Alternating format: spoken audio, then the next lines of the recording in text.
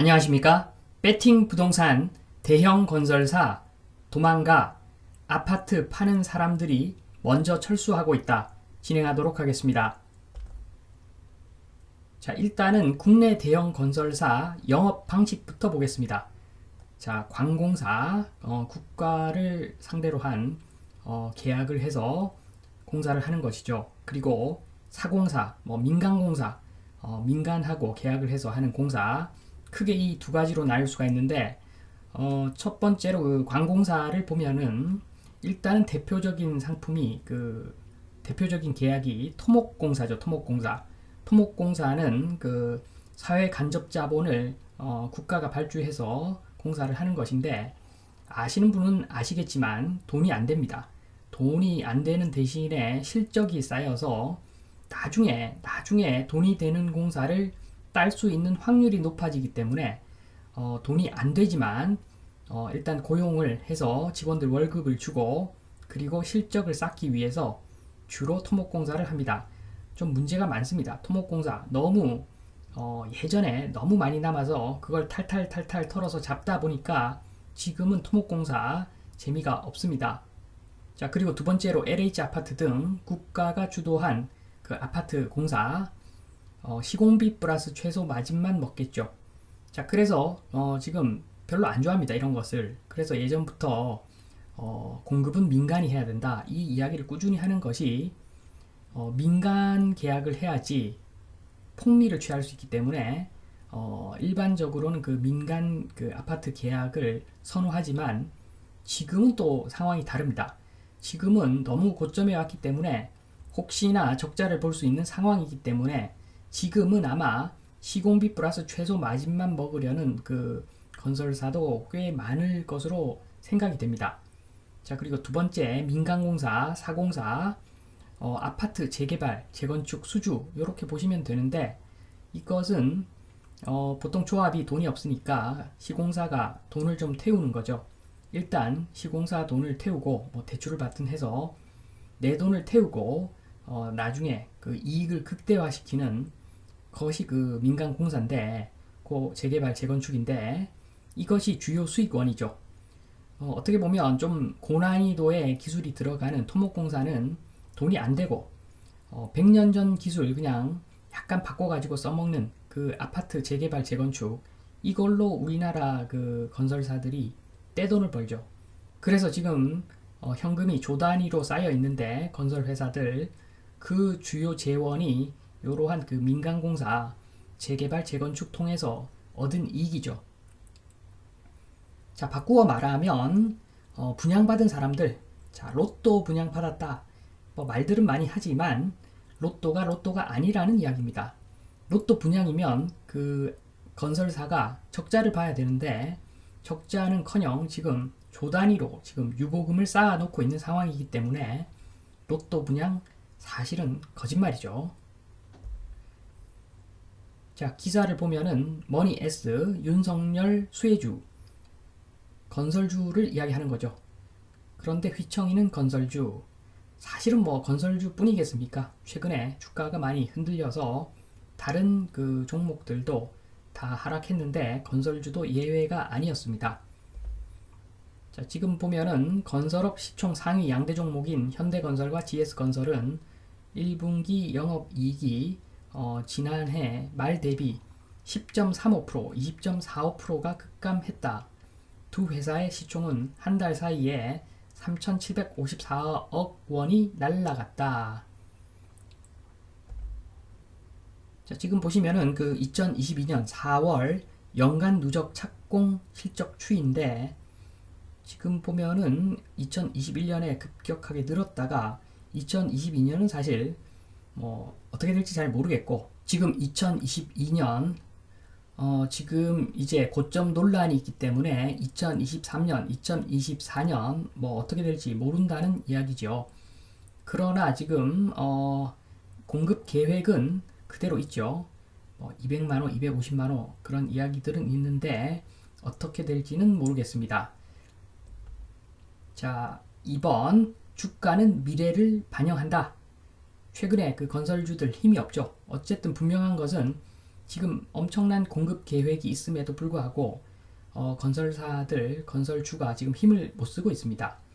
자, 그게 지금 그 다 선반영되어서 그렇다고 보여지는데, 자, 보면은 설명을 좀 드리면은 첫 번째로 그 건설회사 기술력하고 주가하고는 큰 상관관계는 없는 것 같습니다.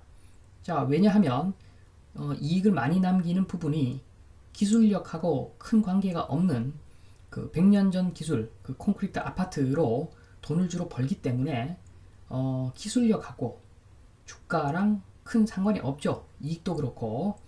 자, 그러면 2번 영업 기술력과 주가는 상관관계가 있죠. 대한민국 건설사들 미안한 이야기지만 영업 기술력이 좋은 회사가 지금 좋은 회사로 평가를 받고 있는 거죠. 어떻게 보면. 그래서 재건축 수주를 하고 인근 아파트 매수로 왼쪽 주머니 오른쪽 주머니 왔다리 갔다리 하면서 인근 아파트 시세를 올린 다음에 그러면 분양가가 자동적으로 들어 올라가죠. 그래서 이제 로또 분양 프레임으로 완판을 시켜버리면 떼돈 버는 거죠. 그래서 로또 분양이 아닌데 사람들은 좋아했죠. 자, 그리고 그 로또 분양 프레임으로 손쉽게 돈을 많이 벌어서 지금 유보금이 조 단위로 쌓여 있는 상태입니다. 건설회사들.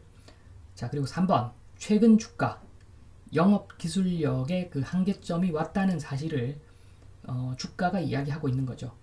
자, 최고의 악재, 너무 높은 가격, 너무너무 높은 가격. 자, 앞으로도 그 영업 기술력으로 인근 아파트 시세를 들어 올려 가지고 로또 분양 프레임으로 몰고 가야 되는데 안 된다는 이야기죠. 이제 너무 높이 올라가서. 자, 그래서 건설주가 힘을 못 쓰고 있고, 저도 뭐 건설회사 다녔었는데 제가 봤을 때는 지금 상황에서 건설주를 산다는 것은 그렇게 현명한 선택은 아닌 것 같습니다. 뭐 다른 좋은 주식도 많은데 왜 건설주를 삽니까? 자, 100년 전 기술로 먹고 사는 회사가 전망이 있어봤자 얼마나 있겠습니까? 정부랑 짜고서 그냥 뭐 먹고 사는 그 정도 수준밖에 안 남았을 건데, 지금 다른 어떤 분야를 개척하지 않는 이상 그런 건설회사 주식을 살 필요가 없죠. 저는 비추천 드립니다. 자, 지금 보시면은 그 기사에 자사주 매입해 주가 방어 안간힘을 쓰는 회사 HDC 사고난 그 회사죠. 그리고 DLENC. 그런데 지금 밑에 보면은 주가 재고에는 큰 도움이 안 될 것이다. 일단은 자사주를 매입하면은 해외에서처럼 그 자사주 소각을 해야지 주가가 올라갈 수 있는 상황인데, 지금은 일단은 자사주를 일단 매수를 한 다음에 나중에 가격이 올라가면 팔겠다는 것이기 때문에, 자, 지금의 그 자사주 매입은 아무 의미 없다. 그런 이야기가 많습니다. 자, 3번 일부 회사 자사주 매입 한번 보겠습니다. 자사주 매입은 소각이 아니라서, 자, 건설사 믿지 마시고, 그런데 이번 회사 오너가 저가 매수해서 고가에 다시 팔겠다는 건데, 이것은 뭐 일종의 종이 장사이긴 한데, 만약에 이게 진짜 맞다면 지금 건설사 주식 들고 계신 분들은 뭐 나쁜 이야기는 아니죠. 나중에 개인 주주 입장에서는 다행이죠. 나중에 결국에는 좀 올라갈 수 있다는 그 전제가 깔린 것이기 때문에. 자, 그런데 그것도 믿을 게 못 되는 것이, 제가 말씀드렸죠. 그 건설회사 특별한 기술이 없습니다. 특별한 기술이 있는 회사는 주로 뭐 토목 관련 그 회사가 특별한 기술이 있을 수가 있는데, 특히나 그런데 토목으로 돈을 잘 못 벌죠. 자, 옛날 기술, 뻔한 기술로 아파트 짓는 그 회사가 돈을 버는 구조이기 때문에, 자, 이 건설 회사가 그런 어떤 기술력으로 주가가 평가받는 그런 그 종목들이 아니기 때문에, 쉽게 말해서 영업 기술력이 핵심이기 때문에 이것은 정부가 좀 도와줘야 되는데, 지금 무작정 그 밀어줄 수는 없는 또 상황이죠. 지금 상황이.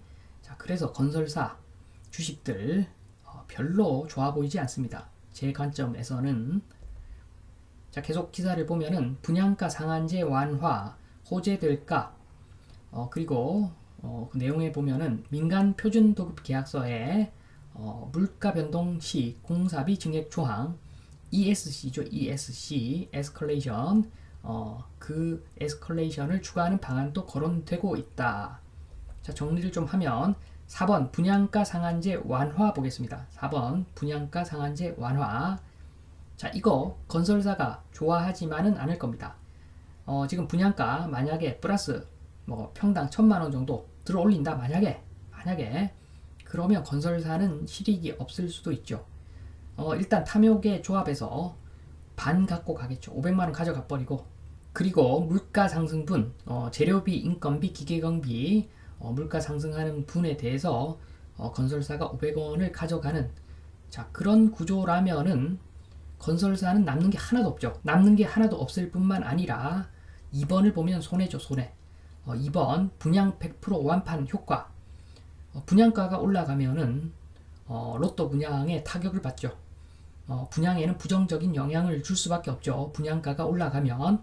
자, 그래서 건설사에서는 지금 상황이 그다지 좋아 보이지 않을 수 있다. 이렇게 정리가 됩니다. 자, 그리고 기사에 나온 그 5번 ESC 에스컬레이션, 관공사에서는 기존 룰이 있어서 운용이 용이하죠. 이게 잘 운영되고 있습니다, 지금. 그런데 민간공사에 도입한다는 이야기는, 자, 민간에서 잘 모르죠, 일단. 그리고 민간 조합들 탐욕이 많아서 요걸 어떻게 받아들일지 모르겠습니다. 자, 그래서 건설사 입장에서는 그냥 최소 안전마진만 먹고, 자, LH주택 등 공공 성격의 그 공사를 좀 수주해서 그냥 최소 이익만 남기겠다. 이런 것을 선호할 수 있는 지금 상황입니다. 모든 상황이 그런 상황입니다. 자, 그래서 그런 상황에 대한 기사 한 번 더 보겠습니다. 조선피치인데 회사채 만기 어쩌나 금리 부담에 재발행 포기하는 건설사들. 자, 지금 보면은 자금 조달 원인 회사채의 만기를 앞둔 건설사들이 재발행에 대한 부담을 느끼고 있다. 자, 표면적으로는 금리가 올라가서 고금리를 감당할지 아니면은 상환하는 대신 현금 유동성을 줄일지, 자, 이런 고민을 한다고 하지만 제가 봤을 때는, 자, 6번 보겠습니다. 6번 건설사의 아파트 전망. 건설사의 아파트 전망이 좀 들어가 있는 거죠. 이렇게 고민하는 이유는, 자, 가격 띄우기 작업을 하면은 바로바로 가격이 쭉쭉 올라가서 분양가까지 띄워버리는, 자, 그런 시절은 이미 지나버렸다는 거죠. 지금 너무 고점에 와서, 자, 그런 거 안 되고, 그러니까 그것 때문에 지금 4% 금리가 겁이 나는 것이라고 보여집니다. 분양만 잘 된다면, 가격 띄우기 작업만 잘 된다면 4% 금리 감당할 만하죠. 더 많은 이익 내버리면 되니까. 그런데 지금은, 자, 가격 띄우기가 안 되는 상황이라는 겁니다. 한마디로 그 아파트 전망이 밝지가 않다는 겁니다. 더 가격 올라가기에는.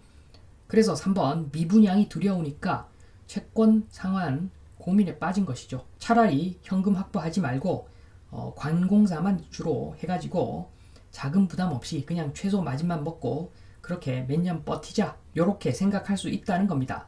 건설사들 행동에 아파트에 대한 전망, 그 답이 있는 거죠. 자, 그래서 지금 대형 건설사 아파트 도망가, 그런 상황이니까, 자, 아파트 구매 고려하시는 분들, 자, 아파트 당분간 도망가 말씀을 드리면서 이만 마치겠습니다. 감사합니다.